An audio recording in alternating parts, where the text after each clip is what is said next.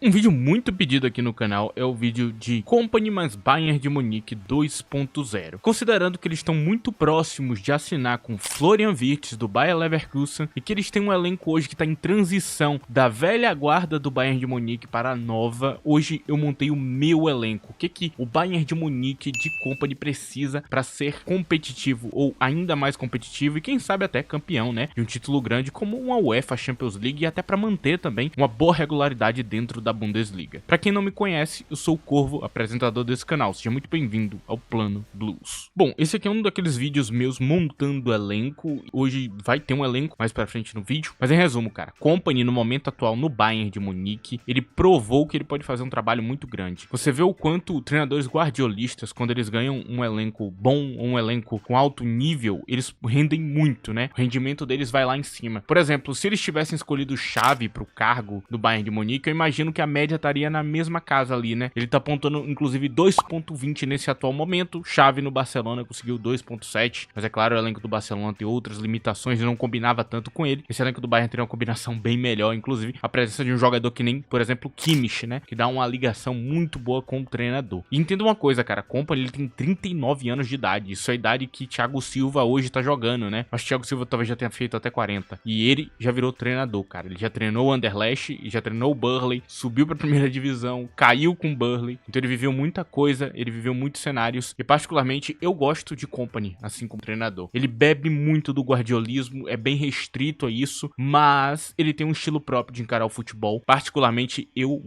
gosto bastante do que eu vejo dele ali em campo, e da evolução dele, né? A grande dúvida que a gente fica é se realmente ele vai ser o suficiente pra manter esse Bayern de Munique competitivo durante muitos anos. Eu acho que sim, porque esse tipo de estratégia guardiolista normalmente funciona durante muito tempo. Vocês veem o caso de Arteta aí, que durante muito tempo ele tá pontuando bem e competindo ali dentro da liga durante um tempo grande ali. Ele pegou um Arsenal desacreditado e depois de alguns anos ali com alguns investimentos conseguiu transformar um time muito competitivo. O Kompany não demorou tanto tempo, até porque ele pega um elenco bem melhor e já consegue engatar um trabalho muito bom. Hoje já não me resta mais dúvidas sobre o trabalho de Kompany. Gostei dele nessa temporada. Ele caiu pra Inter de Milão na Champions com um gol só de vantagem, né? Teve uma vitória da Inter de Milão e depois foi um empate em 2-2, onde ele conseguiu fazer um bom jogo, então eu particularmente gostei dos mata-matas. Sofreu em alguns momentos ali que talvez ele não devesse sofrer, por exemplo, quando pegou o Celtic e se talvez o juiz fosse um pouco diferente, teria sido até eliminado, pra ser bastante justo com vocês, ok? Realmente naquele jogo ali tinha uma chance do Celtic ganhar do Bayern de Munique. Ele conseguiu fazer algo que é muito importante, que é ser melhor que o Bayer Leverkusen, que era a coisa mais importante da temporada, né? Lidar com esse adversário tão forte. E muita gente talvez não entenda que, por exemplo, o que Xabi Alonso fez no Bayer Leverkusen na temporada passada é algo muito fora da curva, muito fora do normal, porque ele pega um time que estava desacreditado e transforma num time campeão com uma pontuação absurda, uma pontuação tão absurda que o Bayern de outras edições teria perdido para ele, pra você ter noção. E talvez o Bayern de Munique dessa edição de Kompany perderia para o time de Xabi Alonso, para você ter noção de como a coisa foi longe. Para você ter noção, cara, ele pontuou 90 pontos com o Bayer Leverkusen. No momento atual que eu gravo esse vídeo, faltam 2 rodadas para acabar a Bundesliga, mais 6 pontos para ele ganhar. Dentre esses 6 pontos que ele tem para disputar, né, ele pode chegar apenas a 82 pontos, né? Ele não consegue mais chegar numa pontuação que bata os 90 pontos absurdos do Bayer Leverkusen. Lembrando, um treinador guardiolista, normalmente treinadores guardiolistas eles pontuam mais do que o normal, porque é muita regularidade naquele estilo de jogo e funciona contra muitos clubes diferentes. E quando você tem um clube com um elenco mais fraco, é muito difícil de lidar, né? Com aquela linha alta, com aquela coisa de te empurrar pra trás, com tantos jogadores talentosos te driblando ali na linha de ataque. Então ele consegue manter um ataque estável muito forte. Acaba que ele tropeça menos que um clube com a ideia mais comum, né? É muito mais difícil de enfrentar, é muito mais opressivo, né? Você garante o jogo com mais facilidade e aí você tem menos resultados ruins. E isso faz com que você acabe pontuando um pouco mais que o normal, né? Mas é claro, você tem que ter um bom elenco, né? Muita gente, quando viu Kompany assumindo o trabalho no Bayern de Munique, deve ter pensado, pô, ele não vai dar conta, o cara acabou de ser rebaixado com o Burnley. E vai muito naquela casa de talvez não entender o que realmente é o treinador e o futebol, e talvez de não entender o que era o Burnley para a Premier League, né? A galera que tinha esse pensamento é uma galera que talvez não entenda que tem elenco e nível de elenco. Quando você pega um elenco com nível baixo, é normal que você seja rebaixado, mesmo que você seja Pep Guardiola. Mesmo que você seja esse cara, você talvez seja rebaixado em algum momento com um elenco muito ruim. E o elenco daquele Burnley era muito fraco, eles não conseguiam realizar a ideia dele, era muito limitada e era um time que não sabia jogar com outra identidade, né? Inclusive você vê o quanto ele sofreu por isso. Ele não conseguia variar o time pra lidar com adversários, ele montava até uma boa estratégia, mas não dava certo, acabava que ele acabava perdendo pela própria ideia dele, que acabava sabotando, né, esse jogo contra um time com um elenco melhor que o seu. Então ele é o tipo de treinador para extrair o melhor de grandes peças, mas não para conseguir fazer muito com peças de nível mais baixo. Isso aqui que eu tô falando é algo que separa muito o futebol, porque tem muita gente que acha, por exemplo, que um cara que faz muito com peças ruins consegue fazer muito com um time grande, e tem um cara que acha que o cara que faz muito com peças grandes consegue fazer muito com peças piores. Um exemplo aqui que eu posso citar é Mourinho na Roma, por exemplo, porque se você pegar ele, comparar, por exemplo, agora com Kompany, se você botasse Kompany naquela Roma, ele não faria o que o Mourinho fez. Ele não ficaria na posição que o Mourinho ficou, ele não ganharia uma Conference, ele não iria pra final de uma Europa League, nada disso ia acontecer. Ele não chegaria tão longe. Se você botasse Guardiola, provavelmente também não iria acontecer, porque a Roma não tem dinheiro pra fazer com que a ideia de Guardiola role no 100%. E quando essa ideia não acontece, essa ideia que cobra tanto dos jogadores, acaba que não rende o suficiente pra valer a pena. E eu espero que essa explicação toda que eu dei aqui deixe claro que Kompany era uma boa escolha sim, né? Na época, inclusive, eu falei, né? Eu acho que é uma escolha arriscada. Não é melhor que Thomas Tuchel, de jeito nenhum. Tuchel provavelmente disputaria essa Champions, mas é uma escolha que, como eu disse há tempos atrás, né, no meu vídeo lá, falei, né, que ele provavelmente acabaria pontuando na liga, né, e acabaria disputando a liga melhor que Tuchel, nesse sentido, nessa pequena diferença, né, de pontuação que ele teria, que não é grande coisa, cara. Talvez pontuar 10, 12 pontos, que no final das contas garante o título, mas não é nada demais, pra ser bastante sincero com vocês. É isso, né? Eu espero que tenha ficado claro que o que rolou no ano passado foi um ponto fora da curva e que a maioria dos treinadores que treinaram o Bayern de Munique não ganhariam, assim como Tuchel não ganhou. Então ele não é o pior treinador do mundo, ele só enfrentou um adversário muito forte. Antes de eu mostrar o elenco, eu vou pedir pra você que não esqueça de deixar o like nesse vídeo, é muito importante. Se possível, também use a opção de hype se você tiver no smartphone. Passa pro lado, me dá um hype gratuito aí na aba de comentários e ajuda muito o canal. Se você quiser ter um contato maior comigo, me siga no meu Twitter, @ddcorvo. Lá eu comento notícias, inclusive de mercado, inclusive sobre Bayern de Munique, eu comento coisas lá. Agora, vamos seguir pro elenco. Aqui a gente tem um elenco montado, no gol você vê claramente aqui a diferença, né? Tem Ter Stegen, né, aqui, e Muriqi na reserva. Vamos lá. Primeiro lugar, pra ser goleiro desse treinador, você tem que ser um completo maluco. Ele faz o goleiro subir muito em campo. O goleiro muitas vezes tá muito alto em campo, às vezes tá no meio de campo como volante, a depender do quanto a linha sobe. Lembrando, o treinador guardiolista, ele vai usar o princípio da pressão alta extrema e do controle da linha alta quando ele tá com a bola no pé. Então é evidente que a linha dele vai subir tanto que vai chegar um momento que o goleiro vai subir junto, só que em vez de fazer igual os outros treinadores guardiolistas, ele sobe ainda mais esse goleiro. É bizarro às vezes, inclusive os goleiros sofriam muito na mão de Kompany por causa disso, né? James Trafford, que é um goleiro muito talentoso lá, acabou parecendo muito ruim na Premier League porque exatamente estava jogando com um treinador que exigia demais do goleiro. O único que conseguiu sair bem é quem tá na reserva aí, Arijanet Muriqi, eu acho que assim pronunciou o nome dele. Ele foi o único que saiu bem nesse cenário aqui. E na titularidade nós temos Ter Stegen do Barcelona. É uma contratação fácil? De jeito nenhum. Ele é o capitão do Barcelona. É óbvio, eles vão ter que convencer ele. Mas o que o Bayern tem de vantagem para convencer Ter Stegen? Salário. O salário atual de Neuer, que vai sair muito em breve, eu não sei se ele continua mais uma temporada, mas eu duvido bastante. Eu acho que ele vai se aposentar depois dessa aqui. O salário dele é muito alto. Para comprar Ter Stegen, eles não precisam nem oferecer o salário de Neuer. Eles podem oferecer só um salário um pouco melhor. Ele vai sair de um time que tem uma parte da torcida que não gosta dele. Eu não entendo por quê. Eu também. Se você me perguntar, por que a torcida do Bayern? Não sei, não entendo. Basicamente é isso. Aproveitar essa oportunidade para convencer ele a jogar no maior time da Alemanha. Lembrando que provavelmente ele não é o goleiro atual do Bayern,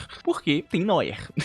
E eu acho que ele não quer repetir o que rola na seleção da Alemanha, né? Onde ele não é titular exatamente por causa disso. Excelente goleiro com os pés. Inclusive deu muito certo com o Xavi, né? Que treinou o Barcelona. Vai seguir princípios que ele já foi treinado e ele só vai ter que aprender alguns poucos conceitos novos. Então é muito fácil de colocar ele aí. Ele pode manter um nível até maior do que o que o Neuer tá apresentando hoje. Lembrando que o Neuer do fim da carreira não é tão bom quanto era no início dela. Inclusive você pode ver isso em reflexo e outras características. Agora que eu tirei o elefante da sala, sim, depende do Barcelona liberar, mas o Barcelona pode ganhar algo muito bom com isso, que é grana, cara. Grana que eles estão precisando, vão se livrar de um grande salário e pode manter Szczęsny ali como titular. Szczęsny tá se saindo bem também. Mas é uma possibilidade que se eu fosse o Bayern de Munique, eu iria atrás. Agora seguindo pra zaga, nós temos uma dupla de zaga totalmente diferente do normal. Eu só mantive um jogador aqui e na direita nós temos Jonathan Tah, que vai assinar de graça com o Bayern de Munique no fim da temporada, se não me engano. E nós temos Christensen na reserva. Christensen que jogou no Barcelona com Xavi, também trouxe ele pra cá exatamente pra manter esse padrão aí. Inclusive ele joga dos dois lados do campo, assim como todo jogador que tá aqui, inclusive. Essa é uma coisa especial que rolou nesse elenco, porque esses zagueiros aqui conseguem jogar dos dois lados de tão bom que eles são, e todos eles. Nós temos aqui Bastoni, eu trouxe ele pra ser inteligência do time. O Upamecano eu pensei muito em tirar ele, mas não tem outra grande opção pra colocar no lugar, e ele é um zagueiro que tá se dando bem com o treinador atual. Ele ainda falha bastante, eu não o escolheria pra Champions, mas ele pode dar rodagem de elenco aí, e é um reserva de luxo pra se ter no elenco. Eu não teria ele como titular de jeito nenhum, Inclusive, acho que foi um erro bizarro vender Delete, que pra mim era um jogador que estaria dominando nesse momento atual. Agora, a gente vai pra lateral esquerda, nós temos Davis e Guerreiro, imodificado, não tem um porquê mudar, os dois são maravilhosos, ambos conseguem manter um nível bom de marcação, ainda são extremamente bons na parte ofensiva, como laterais, e os laterais de Company são bem agressivos em campo, falo disso mais pra frente. Conrad Laimer tá virando lateral pela direita, pra quem não sabe, e sim, ele é meia de ofício, e aí tem também o tal do Sugawara, que eu trouxe pra cá, que tá vindo do time rebaixado lá da Premier League. Eu não tenho dúvidas que ele tem nível pra jogar aqui, mas ele seria, óbvio, a última opção aqui dessa lista. Eu manteria o tal do Stanisic, porque ele pode jogar na zaga e na lateral também. Ele é um jogador que pode cumprir muitas posições de campo pra completar o elenco, opções extra pra você ter rodagem de elenco, lembrando que a temporada ela é muito grande, e aí você tem esse cenário onde Laimer vai pro meio de campo se tiver uma crise de lesão, Kimmich pode ir pra lateral se tiver uma crise de lesão, então são peças que completam o elenco. Kimmich é fundamental pra muitas das estratégias de Company, então ele vai ter que continuar como primeiro volante, e inclusive ele se deu muito bem. A reserva dele direto é o tal do Aleksandar Plavovic. Nós temos Goretzkas e Ezequiel Palacios na reserva dele. Palacios é muito fundamental de estar aqui por uma questão de jogo cerebral, né? Palacios tem uma construção mais refinada, um passe melhor, um cara mais inteligente, então ele pode substituir Kimmich, né? Pode também dar uma certa rodagem pro time. Então, de fato, aqui Palacios ele vem pra jogar nos dois lados, ele pode ser esse cara mais forte, como também pode ser um cara que pode substituir um jogador tão grande quanto esse, e também é um jogador muito perigoso quando chega perto da área, né? Tem bons chutes de fora da área, eu tentaria contratar ele, porque é uma figura que tá indo muito bem atualmente, pode aumentar muito o nível daqui. Eu acho uma contratação melhor a curto prazo do que Andrei Santos. Eu prefiro que seja uma contratação nessa casa, porque isso vai ajudar a Company hoje, e ele já precisa dessa ajuda agora. Nosso querido João Palhinha vai acabar saindo, porque ele não tá dando certo com esse treinador atual. Ele não joga bem, e ele é uma das últimas opções, e pra idade dele não é bom continuar nesse cenário. Ele tem um alto salário, então ele vai acabar saindo aí pra algum clube grande, provavelmente. É um jogador bom ainda, ele não tá jogando mal, mas ele não combina com o treinador, como eu indiquei antes de contratar. Eu avisei que isso aqui ia dar merda. E é uma daquelas contratações que eu já sabia que era por causa da direção e não por causa do treinador. Não imaginava por que Company pediria um jogador que tem nada a ver com a ideia dele. Mas enfim, eu não vou continuar elaborando isso aqui. E aí, como 10, nós temos Florian Wirtz. Na reserva dele, nós temos Paul Wanner. Eu acho que assim pronuncia o nome dele. Que atualmente joga no Heidenheim. Joga muito bem. É um camisa 10 interessante. Lembra muito Cole Palmer do Chelsea. E é um cara com um futuro grande pela frente pra estar aqui pra poder completar o elenco. E você vai entender por que não é um problema ele estar aqui, mesmo sendo muito jovem. Na direita, nós temos Michael Olise e Ken Yan Lee na reserva dele. Fiz a troca dos jogadores de ataque muito por uma questão salarial, né? Pra manter o equilíbrio de salários,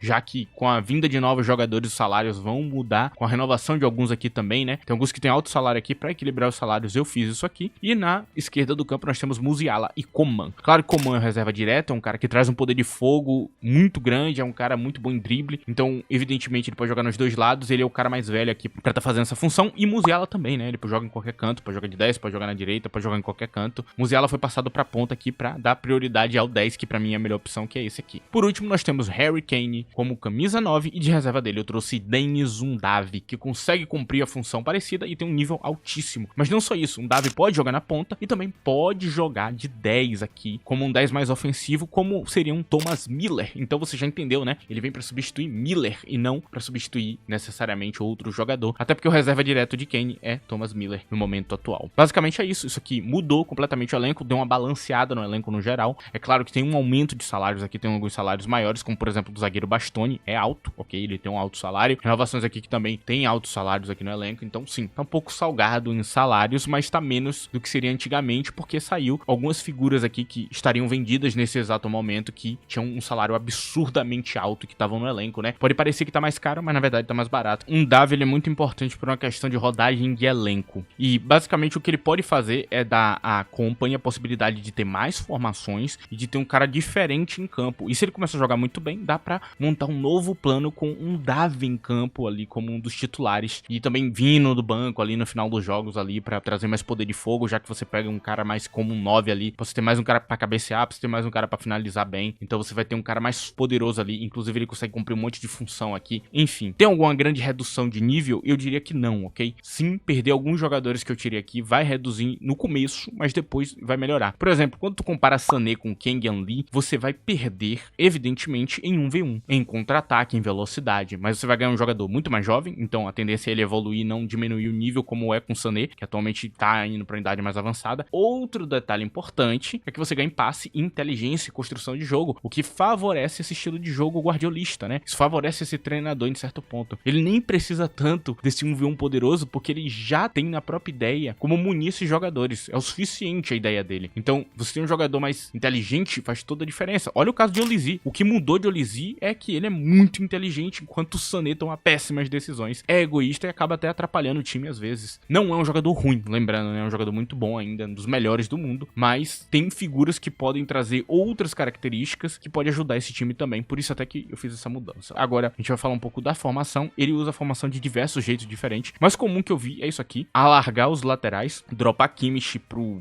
meio de campo aqui como um central, né? E botar os caras na direita. Ou então o Kimmich dropar pra direita aqui e ficar numa construção assim. A partir disso, o Kimmich é o cara que faz a maior parte da saída de bola, né? Como quase que um zagueiro. Aí tem um volante que fica aqui na frente de Kimmich, né? As figuras de ataque, né? Ataca com 5 no ataque, basicamente. E às vezes esse 5 pode se tornar, né? 2. E basicamente é isso aí, 3-1-4-2, 3-5-1. E é assim que normalmente ataca o Bayern de Munique quando tá na fase mais ofensiva. Você vê esse claro design aqui na saída de bola. Só que aí fica aquela grande dúvida: é sempre assim que ele sai? Não, depende da formação. Se ele for pra um 4-4-2, pode ser outra execução. Se ele for pra outra formação, pode ser outra execução. Se ele for pra outro tipo de 4-2-3-1, a saída de bola vai ser diferente. Kimmich pode ficar mais no meio de campo e a saída de bola ser feita com um trio de defesa, né? Coisa que ele pode um cara mais defensivo aqui e faça esse trio. Até por isso eu permaneci com Stanisic, porque eles podem fazer esse tipo de trio aqui e fazer um 3-2-4-1 com um lateral de sobreposição. Ou seja, o que eu tô dizendo pra vocês é que Kompany tem 1 zilhão de variações de formação. E é por isso que eu gosto dele, cara. Porque ele é um treinador que talvez hoje, talvez daqui a 2 anos, ele ainda não esteja pronto pra mata-matas grandes. Mas esse tipo de coisa que ele faz hoje, de variar tanto o time, de usar vários jogadores diferentes, de usar um regista, de usar um volante mais defensivo se conseguir, né? Se não tiver a oportunidade de usar outro, ele vai conseguir utilizar. Isso que ele faz é muito legal. Hoje ele ainda não tem um balanço certo pra isso, mas possivelmente no futuro ele pode até bater Pep Guardiola em mata-matas no futuro. Então isso é muito legal, cara. Kompany, eu não acreditava nele nessa parte, hoje eu acredito. Eu gostei muito dessa temporada, eu achei ela muito sólida. Eu acho que o uso dele dos jogadores é maravilhoso e a tendência é só evoluir com o tempo. Se o Bayern de Munique tiver paciência, isso aqui pode acabar com uma história muito bonita. Quem sabe até campeão de uma Champions League. Eu não duvido mais do poder de Kompany, e era essa mensagem que eu queria deixar aqui no final. Até pra você, torcedor do Bayern de Munique, né? Se eu fosse vocês, daria o braço a torcer por esse cara. É isso, basicamente esse é o vídeo. Esse foi o meu montando elenco com Kompany 2.0. Vou demorar um tempão pra fazer um 3.0, se é que vai ter, ok? Eu acho que eu cobri muito do que eles precisam hoje, até pelas muitas mudanças que ele fez ao longo do tempo. E é isso. Se gostou do vídeo, não esqueça do like, é muito importante. E qualquer outra opção que você tenha aí de ajudar o canal, que você queira, né, ajudar o canal, você pode utilizar também, cara, seja compartilhamento. Enfim, muito obrigado a presença de todos, agradeço a você que chegou até aqui, que escutou tudo. É isso, rapaziada. Tchau.